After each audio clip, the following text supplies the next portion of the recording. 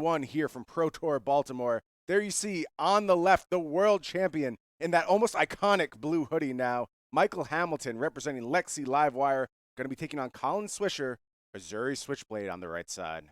Yeah, and we're getting a good look here at the equipment between the two players. Any surprises kind of going out there? Also, we got to check which scalpel is this. That's a big thing. It looks like we're going nerve scalpel, spider's bite combination here, and I've seen Azuris. Look, Azuris are capable of doing anything. There's scale peelers out there. There's Orbita class. There's double spider's bite. You can do so many different configurations, and they do make quite an impact on how the match is played. So it's going to be interesting to see how this particular mix works out for Colin Swisher. Yeah, speaking of how the match is played out, how do you think this is going to go generally in this matchup? This is not one that I have a ton of experience in.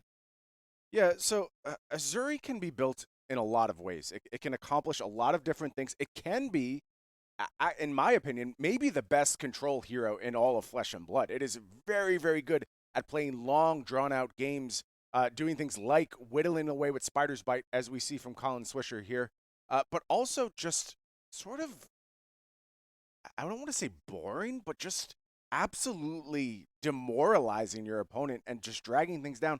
Or it can be aggressive. It can do things like nimblism. It can go ahead and try and get in with these stealth attacks for big numbers while still representing that Azuri Switchblade ability possibly coming out the back end and offering even more devastation.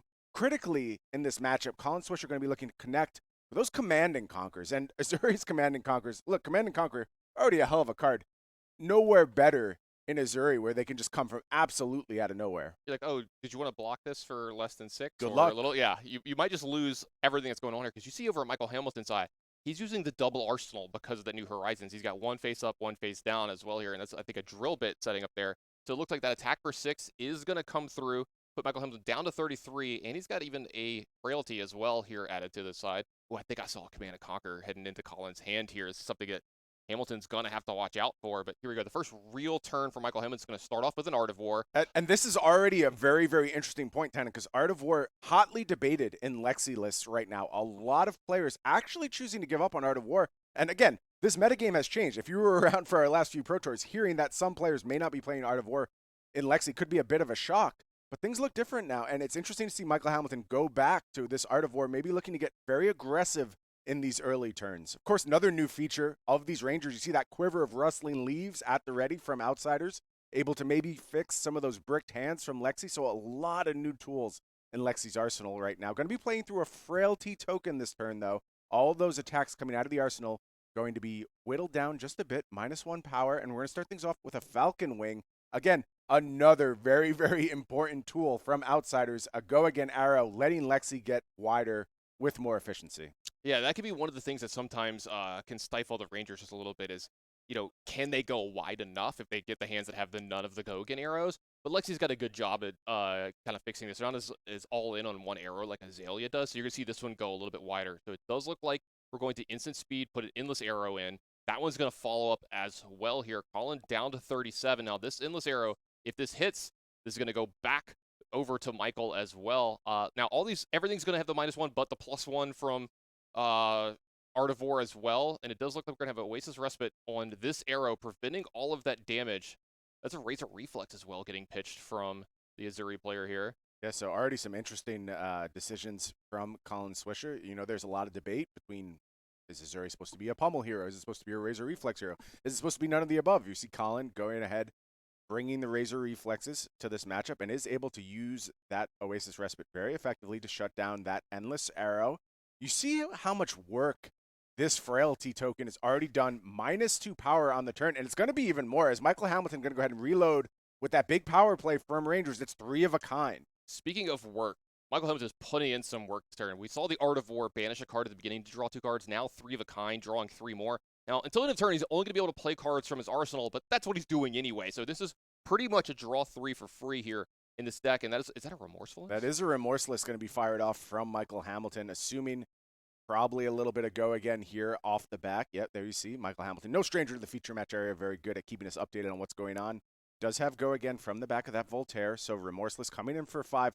And Remorseless is a card that no matter how many times I play it, I'm going to read it every single time. A lot of words on it. It does shut down. It does what? It shuts down defense reactions. It's got a bunch of other things going on. It looks like that Remorseless is just going to come through, maybe slowing down Colin's next hand a little bit. And we see now Colin lining up some blocks on that drill shot, trying to prevent the -1 counter coming through. We're going to see our first use of the assassin equipment here. It's the Black Tech Whisperers. And of course, those very famously able to be rebought from the graveyard should Colin Swisher be able to accumulate some silver as this match goes on. Yeah, I love how you said rebought is the right way to do it, because you got to pay You full got to pay. You retail. got to pay the price. Yeah, now, I think I still see that Command and Conquer over in Colin's hand. Only one card in the arsenal for Michael here, but still, if you're only going to have a few cards left over, this is a pretty good threat to have. And this is the Azuri game plan, Tannen. You block with a few cards from hand, and then you come back with a 2-card hand.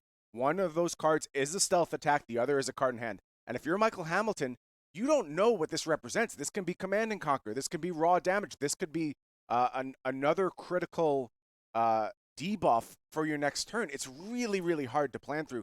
And this is where Azuri gets those edges. It's from the uncertainty that she offers on every single turn of the game that just forces your opponent into really, really tough decisions. Speaking of uncertainty, I think I see some of that on Michael's face here. He's kind of like, well, yeah, you blocked 2 cards here, leaving 2 behind. What's the last card in your hand? And does this lead you to have some really weird blocks against Azuri as the game goes on? Like, do you ever overblock in some spots? Absolutely. You have to be willing to overblock. Otherwise, you can find yourself very punished. And here you see Michael Hamilton is just going to put forth a 3 block. It's the infecting shot being committed to defense. Azuri is activated. We're going to do the swap, and it is Command and Conquer coming through. That's going to go ahead and hit Michael Hamilton for 3 and clear that arsenal. So a really nice play there from Colin, trying to regain a bit of that tempo. After that first big salvo from Michael Hamilton, and let's talk about what Michael Hamilton did on that first turn. He played an Art of War. He played a 3 of a kind. When you're playing against Lexi, you very much track those power cards. You want to know how many times is your opponent going to be offered this kind of absurd output on a particular turn. And 2 of those cards used on a turn that only actually pushed through a little bit of damage is a very big win for Colin, even having, taken a hit here or there, but has to feel pretty good about how he made it out of an Art of War plus 3 of a kind turn. Yeah, the life totals are still very, very close, and you're making one of the best plays I think you can make in this matchup is having that Command and Conquer come out of nowhere. Looks like we got a little bit of a judge call here. Not sure what's going on. They're going to go ahead and clean that up as quickly as possible. Yeah, I think we're trying to sort out this Remorseless here. Right. And Remorseless, again, read it every time because it does so many things. It kind of hangs out, has an influence over the game even after it's already hit for the first time. So trying to get a little bit of extra damage there. I'm assuming we're trying to see if we missed the damage trigger from Remorseless, who's responsible for it. But that'll all get sorted out by our talented judges down in the feature match area. We'll get those life totals corrected for you. But it does look like this Command and Conquer is going to do its job and come through for 6. Yeah, I think we're trying to see if with the trigger of whenever, until their next turn, whenever they play an action card, they lose 1. I think we're wondering if that trigger has possibly been missed for Michael Hamilton here. Yep. Or maybe he's asking, does this happen twice? With the second Command and Conquer coming, are we playing one or activating an ability? Yep. All kinds of questions. See a little bit of a giggle on his face here. Probably, oh, it's round 1. Maybe I missed a little trigger here. A little embarrassment, maybe. I'm not sure. We'll have to figure it out. So it looks like the players are figuring it out as well. Possibly the world champion is human, you're telling me? That seems unlikely. He bleeds. They are just sorting out this ability. And, Tannen, I think it is worth checking in on what Colin's up to on his side in terms of equipment. I want to point out, in that arm slot, Flick Knives. Really, really powerful card for the Assassin class coming out of Outsiders. Again, strange card. Deceptive damage coming out of nowhere. Somewhat unpreventable damage, quite frankly, when you go ahead and toss one of your daggers at your opponent, but also critically providing a debuff at just the right time sometimes. So I really am a big fan of Flick Knives in these Azuri lists. I've seen sort of varying options for this arm slot. For my money, Flick Knives is the way to go for Azuri. Yeah, I love the fact that it says on the card, like, if this damage is through, then it is considered to be a hit, because then the triggers happen from the weapons as well. So you can see here that this is a big deal in the fact that, oh, this is a critical turn. I need to make sure I only block 1 card maybe this turn. I need this debuff to happen, something along those lines. It can be really, really critical for those players. Yeah, and look, giving up your dagger, that's a big deal. It can be quite it can be quite an issue to only work with 1 dagger on some critical turns. But it sounds like we're going to go ahead and sort out an appeal here. Michael Hamilton just trying to check on that Remorseless. Going to go ahead, reach out to the head judge, sort that out. We can come back to the booth a little bit, talk while the players get that sorted. So the thing I want to know here, and so you were talking about this, you're quietly a Ranger stan, as it's been talked about. I've got some really good friends at home along in my Discord, that talk about Lexi and stuff a lot. Flake is a big time Ranger fan, sitting just a little bit off camera for everybody at home. He'll be here just soon, don't worry. Polishing his bow right now. Yeah, exactly. famously, maybe not famously if you've watched some of the shows before, I'm not a real big fan of Rangers. Not that I don't like it. It's just, I've struggled to win with it in my time. What has made it so good? What's been the big change New that's made it? cards, man. Yeah. I mean, you're going to see them all over the place. There's little things like adding a whole new quiver, a whole new equipment option to the field for these players. But there's also big things like Codex of Frailty, a very, very powerful card, which will very much tell the story of this tournament. And it is fitting that we have 2 decks featuring Codex of Frailty in our feature match area for this round. All right, so it does look like the life totals are going to get adjusted here. 31 to 30, leading with Colin. I assume it looks like the Command and Conquer is hit, and the Arsenal is gone for Michael Hamilton, but we're back over to another turn. Looks like a 3 of a kind as well. This is getting followed up by a 5-power arrow. Yeah, it's Heatseeker coming through for Michael Hamilton. And it is, again, very worth noting. I think we're already actually seeing Codex of Frailty's impact on this game. And it's doing so by letting 3 of a kind be more disposable. Previously, as a Ranger, you were so dependent on that 3 of a kind.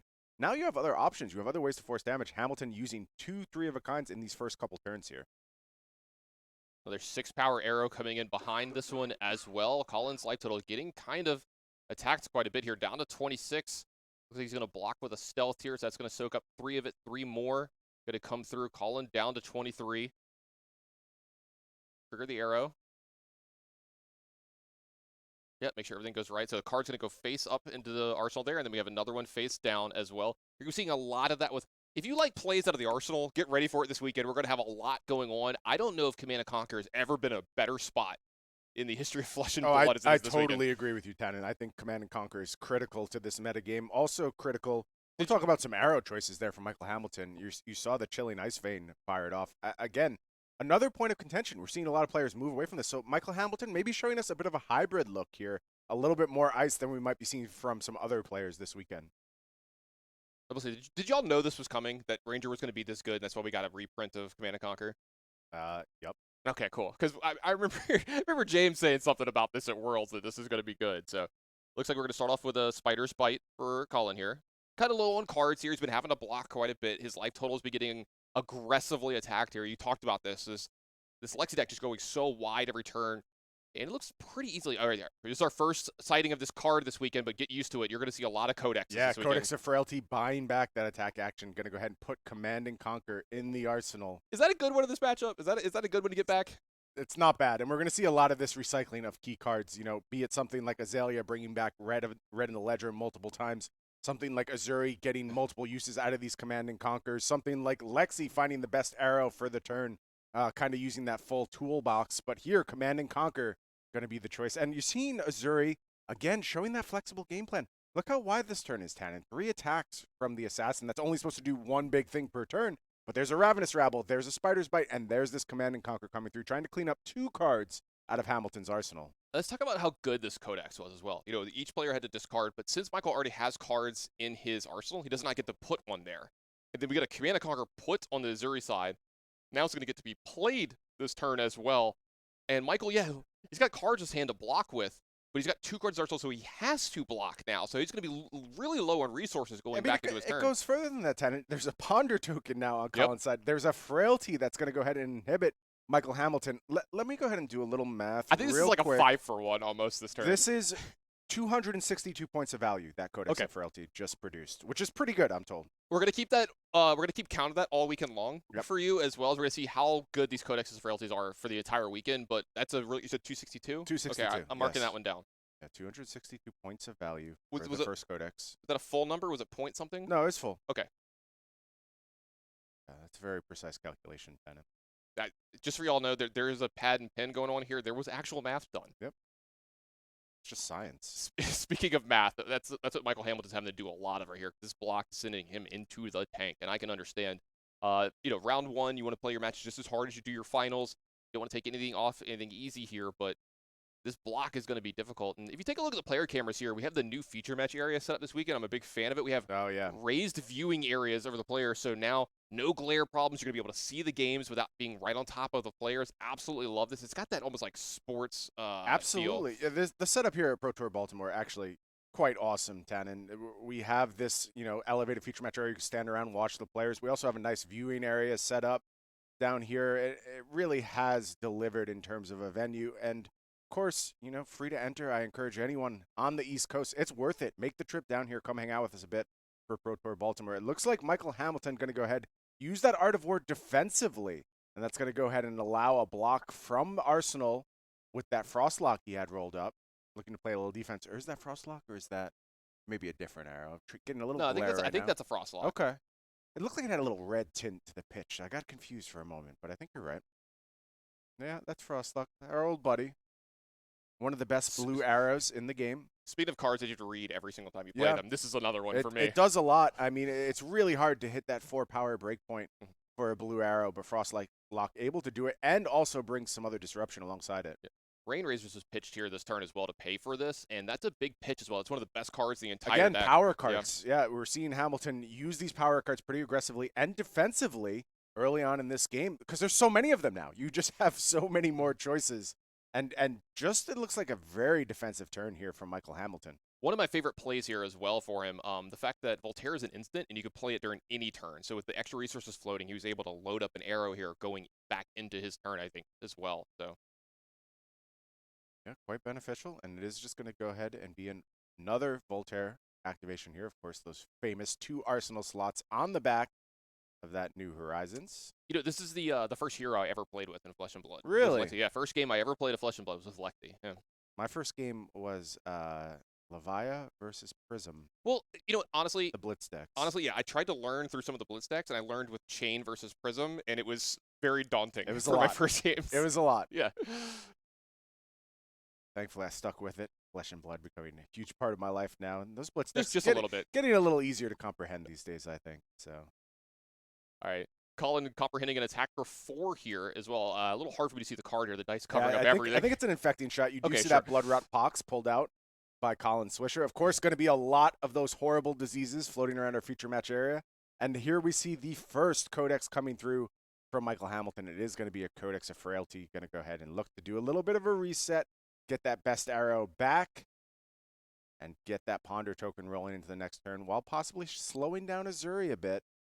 Ponder token and Frailty. Frailty. All right, so we've got the Triple Crown for the first time this weekend. All of the new tokens are in play at the same time. Achievement unlocked. Right. Where's the little pop-up? We need that on the screen.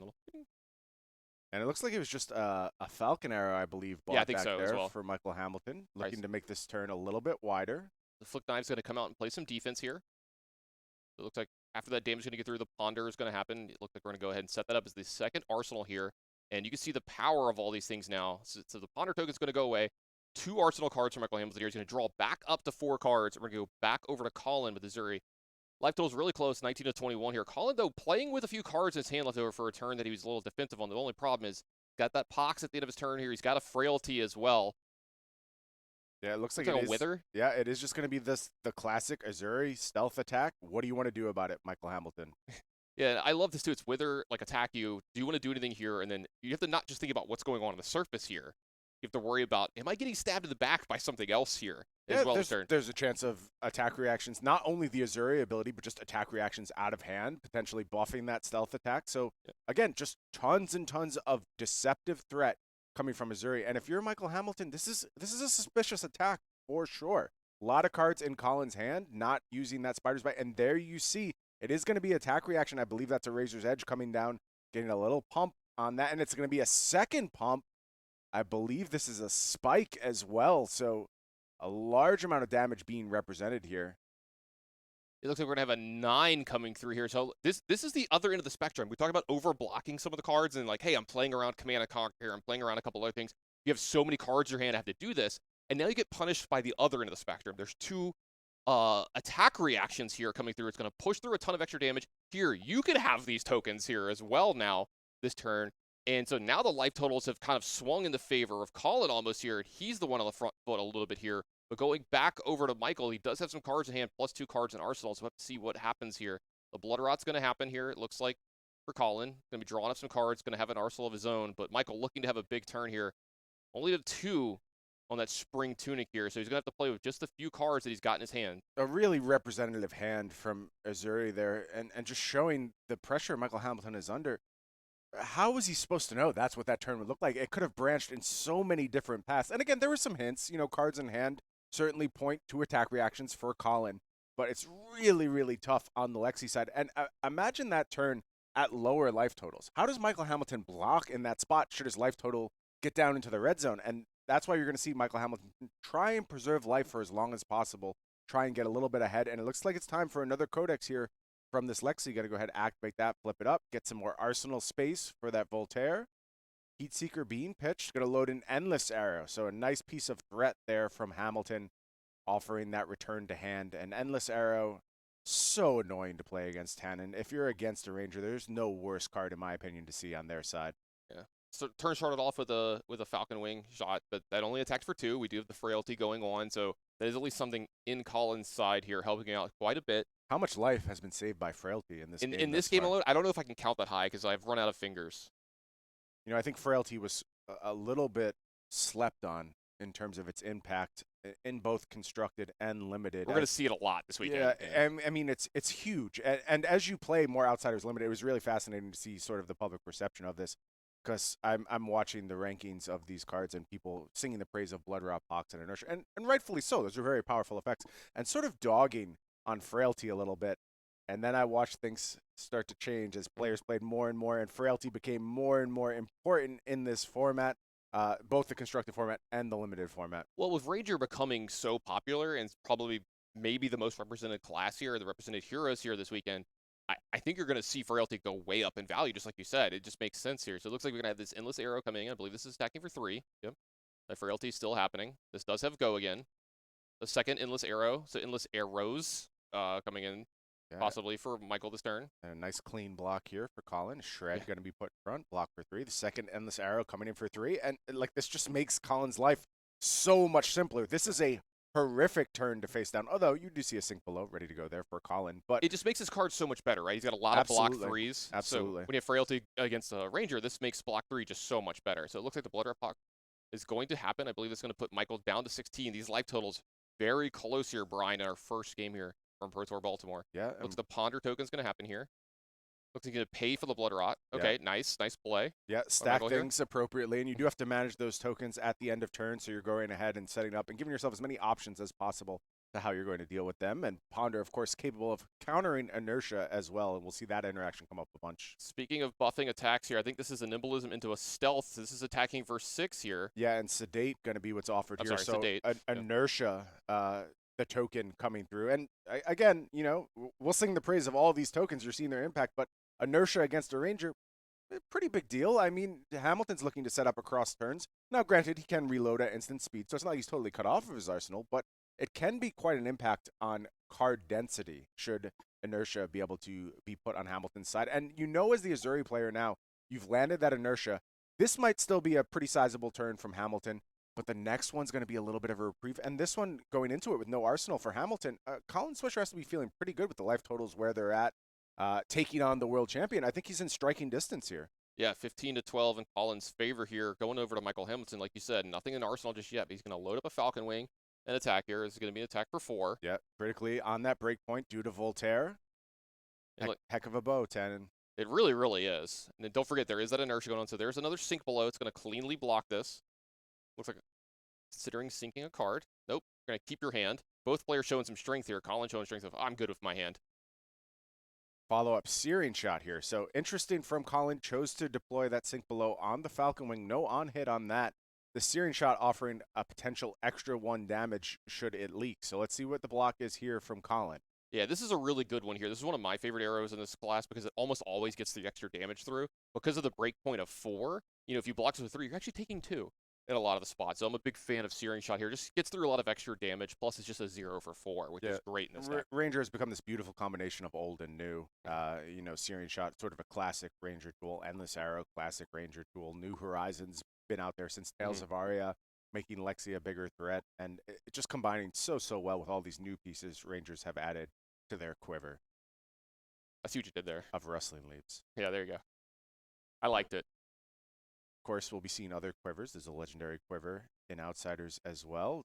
I expect we'll see that against Oldham when these Lexi players have to try and take on the fatigue threat, which is going to be very real. Although talking to Lexi players, this is not the same matchup it was a few weeks ago, and I think it's why we're going to see significantly less Oldham in this tournament. Lexi sort of has figured that matchup out at this point. Now this is big for Michael Hamilton here as well. The turn going into a frailty. Now he's got a Codex, and now he's got a Ponder token as well. He's still got an extra resource here as well left over with that Spring Tunic. So if he wanted to get an arrow that has a cost, he can here. Yeah, and he is going to get an infecting shot, and that's lining up so well against this inertia from Colin.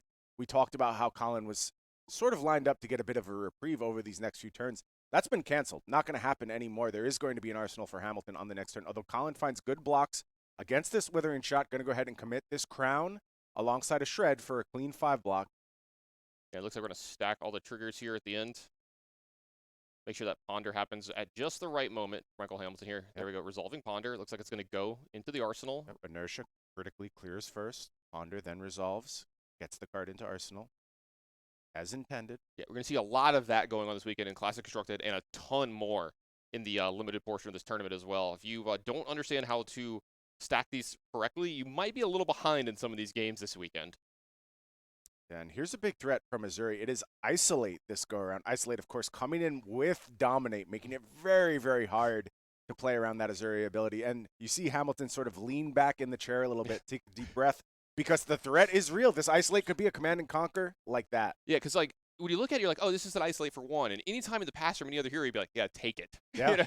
Yeah. It's got Dominate. I can't block. I can only block with 1 card, but it's attack if you're 1. Fine. I'll shrug this off. This is the Missouri game, man. Yep. It's a nightmare to play against. And you see even the world champion vexed a little bit what to do with this Dominate attack for 1. That's not supposed to be a threat, Tanner. That's supposed to be a throwaway. Yeah, but this is the scary part about playing against Missouri. And you can see Michael really taking his time here, and you got to understand why. With the life totals at 12-10 in Michael's favor, this game could end very quickly. Yeah, and we talked about how much harder the game gets against Missouri once the life totals do get low. And here is the Missouri activation. You see that card put aside. Swap is made, and it looks like it's going to be a death touch here. So perhaps some critical debuffs coming through should this death touch hit, as well as that 6 damage. Yeah, and it gets to be a choice here. If this hits the hero, he's going to have a Frailty, Inertia, or Blood Rot. Looks like he's going to give him Frailty. Yeah, yep. I like that one as well. Not surprised. So we've already seen really how much. A choice? Yeah, in this case, no, it's not. Yeah, you get the illusion of choice here. But Frailty already doing so much work in this matchup, like you've talked about, it's probably prevented something like 5 to 10 damage already this game between the two players, and it's going to slow down Michael even more. So it looks like we're going to start the turn off, adding a resource from that Spring Tunic. Both players headed at 3. We're going to start off with the third and final Art of War. So this is going to help against that Frailty. Absolutely. Yeah. I mean, it does, but it kind of just draws things even, right? Like, this is supposed to be a power turn if you're Michael Hamilton. You were really looking to probably close the game here, I think was what Michael Hamilton was leaning towards, and that's going to be tough now. Yeah, I think this is actually the thing that stopped this turn from being the one that wins the game now. Power cards left. I think he still has 1 Codex left and possibly 1 3 of a kind left. I think we've had 2 of each of those played from Michael's half, so there's a few more power cards left over. Yeah, I also want to mention Rain Razors as another potential power card, not only for just we've its seen one of pure those, output, but its ability to come out of nowhere on a turn. Colin's going to have to consider that very carefully. Bolton Shot going to be the lead here from Hamilton, coming in for 5. Of course, go again on that with power greater than its base. Yep. Also could possibly have reload here as well to help out Michael Hamilton this turn, make the resources a little easier. Colin just taking it, though. Going to go ahead and give Michael Hamilton the reload. That's scary. Going down to 5 here. He's got a card in his arsenal. Going to go ahead and clean this up. Let's see, that Art of War still there. Is that a Winter's Bite? Looks like we have a Winter's Bite getting revealed. It is. That's going to create a Frostbite. This is so critical, Tannen, because you saw Colin go ahead and take damage here. Colin says, okay, if you're going to not push lethal on this turn, I'm going to try and come back for my own. And this small amount of disruption, this critical moment of disruption from Lexi could be exactly what Michael Hamilton needs to go ahead and turn the game in his favor. They're going to activate Voltaire yet again. There's a resource. Another Bolton Shot is going to happen here. This is going to be coming in for 5 as well. It's got Go Again, like you were talking about. It's the same thing before. Go Again. It could technically have reload. So, yeah, I thought we were going to get through this turn if we were Colin, but this looks like this might be the beginning of the end. It's possible here. Yeah, Hamilton still with 1 card in hand, 1 resource floating, so options available. Looks like a block for 3. Colin's going to block for 3, staying critically safe out of a potential Rain Razors. Always have to be thinking about that card. So we're gonna go ahead and play the Winter's Bite here. A little more disruption as well for Michael's side. And what a time for disruption if you're Michael Hamilton. You know, everything lining up for the world champion. This was the moment where you really had to go ahead and do the first ice stuff of the entire game. It's just not something that has been present, but now we see that discard, that critical Frostbite coming through and trying to keep Colin off of presenting lethal. What does Colin have for an answer on his turn? It looks like Bullseye Bracer is going to be activated here from Hamilton. It is a Falcon wing coming through for a little bit more damage. 4 being represented. Going to demand yet another card. It looks like 2 cards in this instance from Colin Swisher. So this is going to be a full block for him. He does have an Arsenal card here, so if it is a 0, he can at least maybe present. He can't even present a thing here because of the Frostbite as well, so it looks like we're just going to have a go as well from Colin here. Yeah, huge turn from Hamilton there, going ahead and staving off Colin's output and catching him with just some red cards. You saw the shakedown used to block, and if you're Hamilton, that feels like a real big, critical win in this first round of Pro Tour Baltimore. Can he finish up? Can he find lethal on this critical turn? No debuffs critically for Hamilton. Does he have the pieces? We've seen so many power cards used at this point. Are there more left for Hamilton? Yeah, he's going to have to be playing mostly a fair game. Like you said, I think the Rain Razors are the one that we're looking for here. I think Rain Razors ends the game immediately if it gets played here. I do want to point out, too, on Hamilton's side, there are still quite a few resources left. There's those Snapdragon Scalers ready to go. There's New Horizon and Tunic ready to block. And, that's not typically what you want to use them for, but when life totals get down to this critical juncture, having 3 block on your side is quite a big deal for Hamilton. Attack for 4 here from Drill Shot. It's going to start the turn off for Michael Hamilton. Is this going to be what gets him started at 1-0 here in this tournament? So it looks like we're going to have a block for 3 here. Block here from Isolate. Go down to 2. He's going to go ahead and put the minus on the chest piece there. Yeah, critically. Interesting decision there for Colin, because you certainly could have blocked with the Tunic. That tells me Colin really prioritizing having that resource coming into the next turn.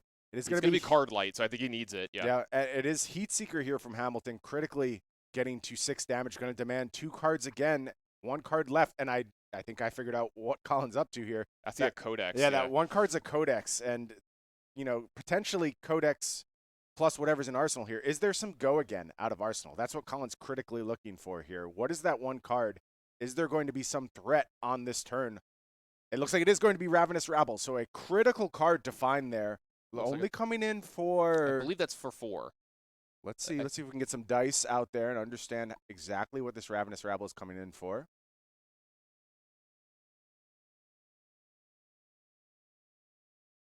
Here we go. We're going to get this cleaned up. Looks like it is going to be an attack for...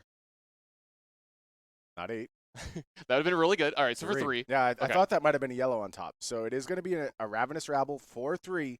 But we know the follow-up here from Colin is decent. We're looking at probably using that Spring Tunic, go ahead and fund Death Touch. Seems like the best option in the graveyard right now, popping in for 6. For a 2-card hand and being this far really behind, good. This is really good. Yeah. Yep. I don't know if it's going to be enough, but it is exactly what Colin needed to get out of this turn. Certainly would have preferred to find a red on top, offering 4. Could have been a pretty critical breakpoint here. Let's see how that damage differential plays out across this turn. But I'm expecting we're going to see some decent follow-up here with potentially a Death Touch. That also critically means Hamilton is going to have a frailty on this next turn, decreasing that offensive output. Also setting up Colin nicely to go ahead and ponder and fill that arsenal for the next turn. Again, maybe another chance at finding lethal should this attack be disruptive enough to buy a little more time. And it is going to be Death Touch. Let's also not discount the possibility of double frailty going into Hamilton's next turn. That could be a real game changer in terms of how much output Hamilton is able to find. Yeah, does that mean this is just a must block in this situation? It's interesting because you certainly want to go ahead and have some offense, and in that scenario, you want to let some of this damage through. You want to leverage your life total. But if you just get hit with double frailty, your output's going to be so anemic anyway, you're not going to do much damage. So really tough decision for the world champion here. Michael Hamilton, you see, taking on that sort of quizzical look he often does as he tries to parse out the best line to go ahead and block through this turn. And depending on the block values that he's got in his hands, we've got a decent bit of 2s in Lexi as well. I wonder if there's a chance that the Spring Tunic maybe comes out here because he might be thinking, am I going to get 2 more turns with this? It's a good question. Yeah. It's a very good question. And, knowing when to go ahead and commit that Tunic to defense is a very critical skill. But it does look like it's just going to be a 2-block put forth. Has double 3-block in terms of Bolt and Shot, and I believe Remorseless. So a clean block for Hamilton going into this next turn with an arsenal, with a card in hand. So should be some output here. And you see, as long as Hamilton is finding those break points, the 4s, the 5s, it's going to continue to be tough for Colin and not finding those clean 1-card blocks. And here's the thing. Michael's down to just a few cards here. I think he needs to have at least a decent offensive output here, and it's going to be hard with Frailty and such few cards in his hand. I got to look at Colin's hand, and it's really good. I saw a Okay. Lightning Strike with a Nimblism as well. This could be one gigantic attack from Colin here on the next turn. If he gets through this turn with a few cards left over in his hand, we'll have to see what Michael's got up his sleeve for him here, because like we said, that Frailty token is looming very large here. Yeah, if you're Colin, you're praying to get out of this turn having to only block with one card. That could be the absolute window. He needs to go ahead and maybe take Michael Hamilton's whole hand next go around, really start turning things in his favor. Right now, you know, if I had to put odds on this, I'd say things are leaning slightly in Hamilton's favor, but this is far from decided. A lot of flesh and blood still to be played. Yeah, these are some of my favorite turns of Flesh and Blood when it gets down to the nitty-gritty. You know, we've used a lot of our resources. You know, we don't have as much equipment left over. You're going to have less cards in your hand. And look at this from Hamilton. It's just going to go ahead, activate This is what I was Lexi, worried about, yeah. No output whatsoever. And now Colin is coming through with that massive hand you talked about. Is it going to be Nimblism? Is it going to be Enlightened Strike? What can Colin put together here with a full grip for one of the first times in this entire game? And I will say, Azuri typically doesn't leverage huge hands all that well. You really do want to be blocking. But this is when you can go ahead and lean on those Spider's Bite and just put your opponent in an absolute grinder, leaving them with no good options on defense. Exactly. So this looks like a kind of a slow, easiest start to the turn, but we know what's coming behind this. Looks like we have a Nimblism into an Enlightened Strike. The card's going to be put onto the bottom. We'll have to see if it's got Go Again or Draw a Card or Plus here. Looks like it's going to be attacking for 9. 9. So we're just going big on this. Oh, no, wait, 10. Yeah, 10. Nimblism Okay. +2. So a big swing here from Colin. This is going to demand some blocks. Now, critically, 3 defense available from the equipment suite. So, well, can you afford to give up your New Horizons this turn? That is, it's a big output. I think if you're Hamilton, you're willing to give up your Tunic. You're looking to get through this next turn with some offensive output, and it looks like 3 cards from hand going to be committed, including 3 of a kind here. Critically, a 3 of a kind going away here. That is huge. You get Michael down to 1 here, but you've got to feel like that's a big win as well to get all these cards. And that only blocked for 6, right? Because of that Spider's Bite. So you see the Spider's Bite having a huge influence on that turn. And now Hamilton needs to cobble together something here with just a few cards. The Tunic's going to be going up to 3 here, though, so he does have a resource from that. Let's see, what does he have up his sleeve? God, this game is so close between the two players. Drill Shot at the ready in Arsenal. We don't know that second Arsenal card. Is it just going to be Drill Shot Pass here? That's playing right into Colin's hand, because now those Spider's Bites, those Nerve Scalpels, they become must blocks. And it is just going to be Remorseless flipped up Drill Shot. I think things have swung dramatically in Colin Swisher's favor at this point. Yeah, these last couple turns have been impressive from Colin, and he's taken over this game against the world champion. If you're Colin Swisher, you come out round 1, you put down the world champion on perhaps the best deck in the format. That's a statement. With sort of a dark horse pick with Azuri. That's saying a lot, and you're setting yourself up for a real confident run through the rest of this tournament. Now, I'm looking over the Snapdragons over there. That's looming pretty large here this turn as well. So we've got a block here. Yep. And it is just going to be Leave No Witnesses, blocking for 3. It's Rain Razors out of hand. That gets the bump. And Michael Hamilton pulls it out of nowhere. Colin Swisher, unfortunately, falling victim to that world champion